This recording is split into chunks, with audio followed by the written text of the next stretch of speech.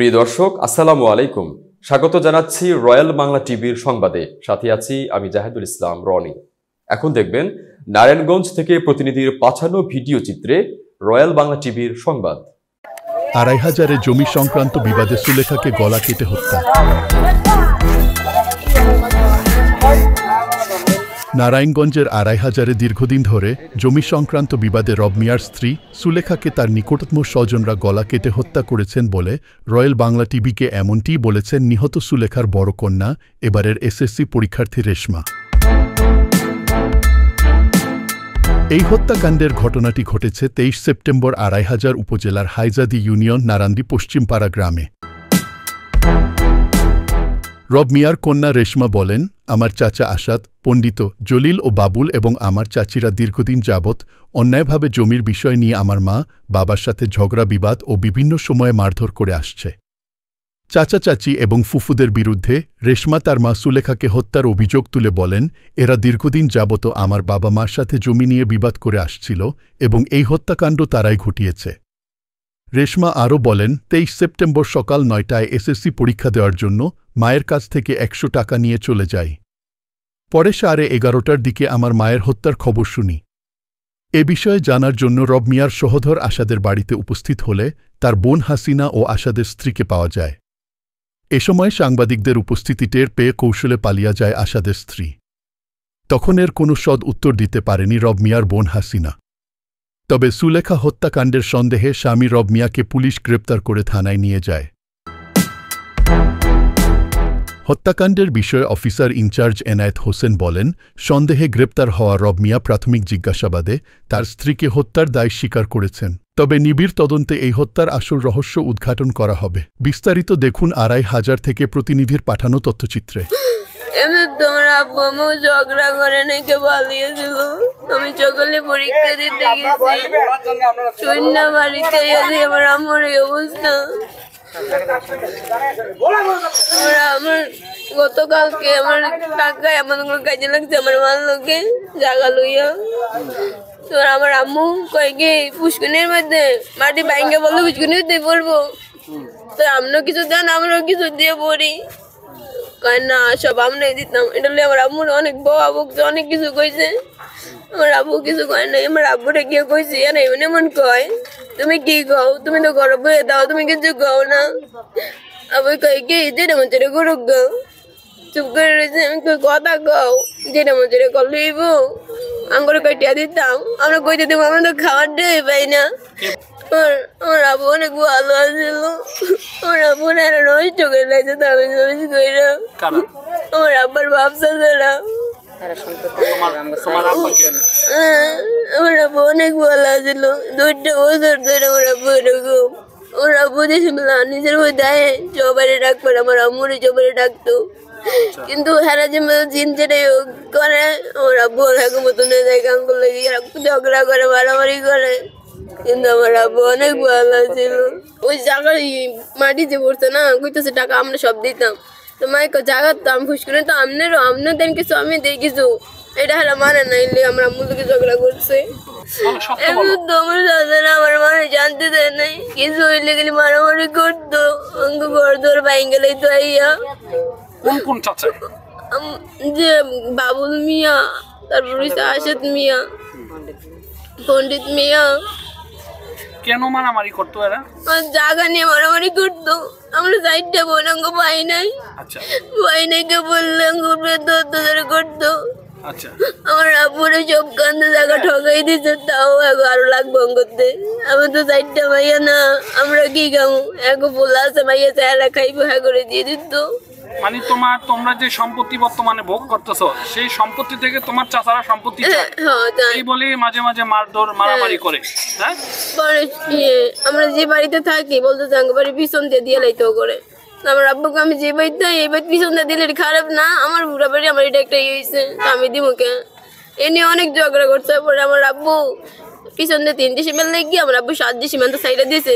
আপনি সেখানে ৭ ডিসেম্বর নেন, তাও আমার ৩ ডিসেম্বর নিয়ে না, আমার বসত বাড়িটা তাও হেলা মানে নাই। তাও কদিন পরে পরে ঝগড়া করতো। এখন তোমরা কি মনে করতেছো যে তোমার মা আমার যে হত্যা হয়েছে এটার পিছনে তাদের কোনো হাত আছে? হ্যাঁ, সবাই হাত আছে।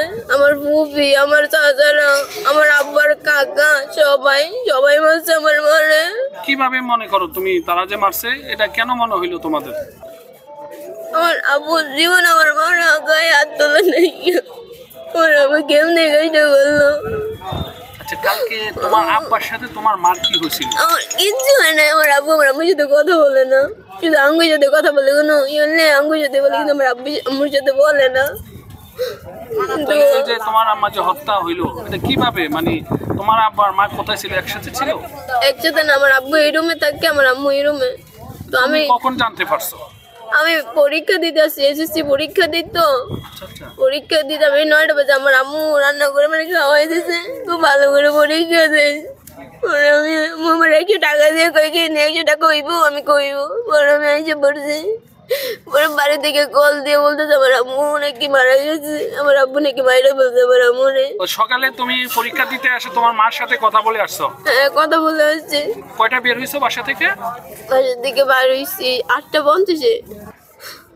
আমার একলা ভাই, ওরা সবাই মারা লাগে। তুমি কি মনে করতেছো কারা মারতে পারে? আমার আব্বু, ভাইয়ের আব্বু, কাকারা মারছে। তুমি কি বলো তোমার আব্বা মারা নাই? আমার আম্মুরে মারার লাগিও। না, তুমি কি বলো, তুমি কি বলতে চাও তোমার আব্বা এই হত্যাকাণ্ডের সাথে জড়িত না?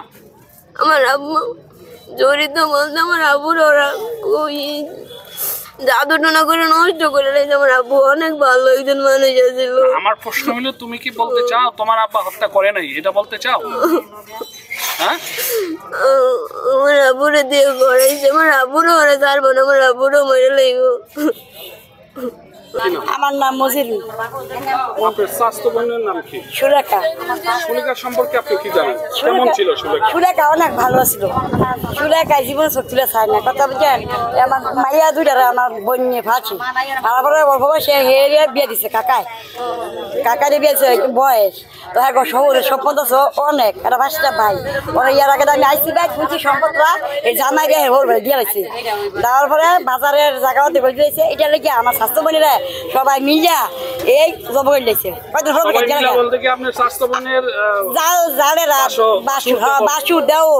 বাসুর দেওর তারপরে জামাই সপ্তাহে মিলিয়া আমার স্বাস্থ্য বোনের জব জায়গা লাগিয়া এই সম্পদের লাগিয়া আমার বোনেরা মাইরা দিছে। এই ঘটনাটা কখন করছে আপনি জানতে পারছেন? সকাল 9টায়। স্বাস্থ্য বোন জামাই কেমন ছিল? জামাই ভালোই আছে আগে, জামাই পাগল বানাইছে, যে দেখলাম পাগল বানাইছে, বুড়ো হয়েছে। জামাই খালি পাগল বানাইছে এই বাইরা সম্পদে লাগিয়া। সম্পদের ঝামেলা কি আগে থেকে? পরশু দিনে কাজ আমার কাকা গেছে, পরশু দিন আমার বোনেরা এই বাউরিরা দররা মারতে হয়েছে, বুঝছেন? তো আমার কাকা গেছে, আমার কাকা গিয়ে আয়া পড়ছে। তো আজকে এই সেরি গেছে স্কুল পরীক্ষা দিত, ওলা আমার মানুষ মায়ের রাইন দেখাওয়াই দিছে। এই যাওয়ার পর মায়ের যাওয়ার পর আমার শাশু বললে এই দূরে বসে গাড়ো করে আমার বোনেরা বাউরিরা দররা নন্দেরা মিলিয়া সবাই মিলিয়া জব করে লেছে। এনকোক ইয়ারপরে এমন জব করে লেছে, এনকোক কোন জায়গায় নাই। মানে এই হত্যার সাথে আপনার স্বাস্থ্য বোনের যে জাল রয়েছে, হ্যাঁ হ্যাঁ, সেই মহিলারও মনে করেন আছে? হ্যাঁ, মহিলারও আছে, আর এর নন আছে 4-5টা। এটি সব এক জায়গা লগে আমার বোনেরা হেরা জব করে লেছে। আপনার কি নাম? আমার নাম হাসিনা। আপনার ভাই ভাবি কেমন ছিল সেটা বলেন। ভালো আছি। ভালো আছিল মানে হ্যাঁ, মাথার মধ্যে শীত, মানে মাথা পাগলের মতন আর কি ঘরের মধ্যে থাকে। কতদিন যাবত? বাইরে এক পাশে, বাবিতে আরেক পাশে। আপনার ভাই কতদিন যাবত মানে যে ভারসাম্যহীন বা কি? 4 মাস। 4 মাস। আচ্ছা, 4 বছর। তা আপনি জানেন না কেন? আপনি 4 মাস বললেন, আর হ্যাঁ বলে 4 বছর। ঘটনা কি আপনার ভাই? স্যার আমি তো কম আসছি, আমার ছেলেরা তো মনে করেন স্বামী নেই। ভাইয়ের সাথে কি যোগাযোগ ছিল না, সম্পর্ক ছিল না? হ্যাঁ, যোগাযোগ ছিল। তো যোগাযোগ ছিল তো আপনি 4 বছরের ঘটনাটা জানা দরকার ছিল। বলতে ভাই আম করে কয় আমি খালি কই আইলে ডাক দিস না, ওরে দিনেলেন কেমন জানি ধরছে পাগলের বেশ। এটা কতদিন আগে জানতে পারছেন? 4 বছর। 4 বছর। হ্যাঁ, এর আগে কি করতো উনি? ওই বাজারে ফার্স কাছে নাই গেলি দোকান মোকান চালাইতো, অনেক ভালো মানুষ আছিল। মানে এই 4 বছর যাবত কেন এমন কিভাবে হইছে এটা একটু বলেন। এটা আত্মার মধ্যে আমনে কোন মাথার ব্রেন আপনার মেয়েদের সমস্যা হয়ে গেছে। মানে আমরা তো মনে করছি মা আব্বা যে মারা গেছে সেই জন্য তানি মাথাটা এরকম হয়ে গেছে। আপনার আব্বা কয় মাস হয় মারা গেছে? আপনার আব্বা মারা গেছে আপনি তাও জানেন না। আপনার ভাই রব, ওনার সাথে এই যে আর যে আপনার ভাই আছিল তাদের সাথে ঝগড়া বিবাদ কি নিয়ে হতো?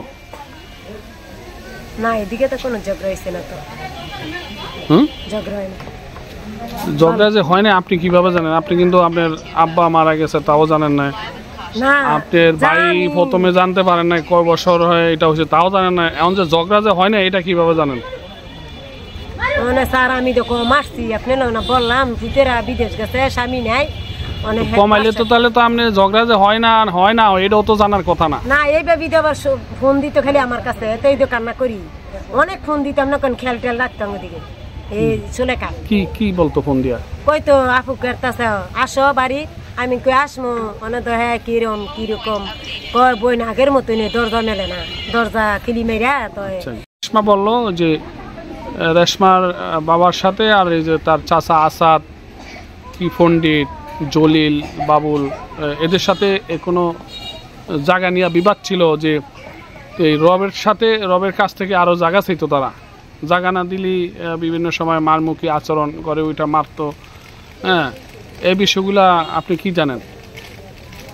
না, এরকম তো শুনি নাই দাদা। অনেক হেরা মিলমেশন অনেক ভালোই চলছে। আমার ভাই এগুলোকে কোনো মনমনি হ্যাঁ খারাপ না। মানে আজকে এই ঘটনাটা দেখে আমি কইতেছি এই তো কোনো সময় ভাগল দেখে হেলার বেশি ভিড়ে না। তো আপনার এখানে কত বছর যাবত ভাড়া আছেন? 2 বছর। 2 বছর। আচ্ছা, যে আজকে যে হত্যার ঘটনাটা ঘটলো কি জানেন আপনি? আমি স্যার কিছু জানি না। আমরা কাজে ছিলাম, সকালে ফজর আজান দেয় 6টা বাজে, আমরা 5টা বাজে করতে পারি। আমরা কাজে যাই, কাজের থেকে শুনছি যে সব সম্বন্ধ হয়েছে, বাড়িতে শুনতেছি। বাড়িতে আমি লাশও দেখি নাই, ও লইয়া গেছে, আমরা জানি না এসব বিষয়। আচ্ছা, এই যে রব এবং তার স্ত্রী এরা কেমন ছিল? মানে স্বামী স্ত্রীর মধ্যে একটু মানে ঝগড়াবাটি তখন দেখি না। আমরা তো সকাল 5টা বাজে যাই আর বিকালবেলায়, কিন্তু রাত্রটাই বাড়িতে ছিলাম। যেতটুকু সময় রাত্রটা থাকি অতটুকু সময় আমরা রান্ধি, আমরা খাইয়া দিয়ে আবার ঘুমাইয়া যাই, কিন্তু তত একটা ঝগড়া দেখেন।